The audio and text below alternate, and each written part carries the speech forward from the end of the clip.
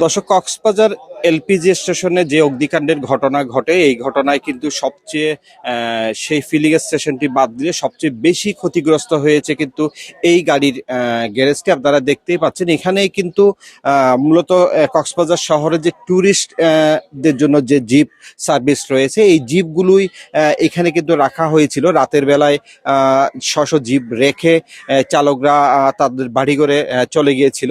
মূলত এখানেই প্রায় আমরা যেটুক দেখতে পাচ্ছি, এখানে 20টি মতো জিপ সম্পূর্ণ রূপে ক্ষতিগ্রস্ত হয়েছে এবং যার মধ্যে 13টি হচ্ছে একদম পুরোটাই ভস্মীভূত হয়ে গেছে। এবং একটু আগে কিন্তু এই জিপ মালিক সমিতির সভাপতির সঙ্গে আমার কথা হয়েছে। তিনি বলেছেন তাদের যে ক্ষয়ক্ষতি হয়েছে তাদের প্রায় 1 কোটি টাকারও বেশি শুধুমাত্র এই জিপের ক্ষতি হয়েছে। এবং তারা বলছেন এছাড়াও কিন্তু এলপিজি স্টেশনের যে পেছনের ঠিক লাগোয়া একটি বাড়ি রয়েছে। আমি কিন্তু দুপুরের সংবাদে কিন্তু সেটি বলার চেষ্টা করেছিলাম। এই বাড়িটি কিন্তু একদম শতভাগেই পুড়ে গেছে বলা যায়, একটি সুতাও কিন্তু অবশিষ্ট নাই। এবং যেটি এই বাড়ির মালিক কিন্তু অনেকটা পাগল প্রায় অবস্থা হয়ে গেছে। তিনি যেটি বলছেন তার সহায় সম্পদ যা ছিল একদম একেবারে নিঃস্ব হয়ে গেছে বলা যায়। তো সব মিলিয়ে কিন্তু জেলা প্রশাসক এবং ত্রাণ ও দুর্যোগ ব্যবস্থাপনা মন্ত্রণালয়ের সচিব ঘটনাস্থল পরিদর্শন করেছেন। তারা বলেছেন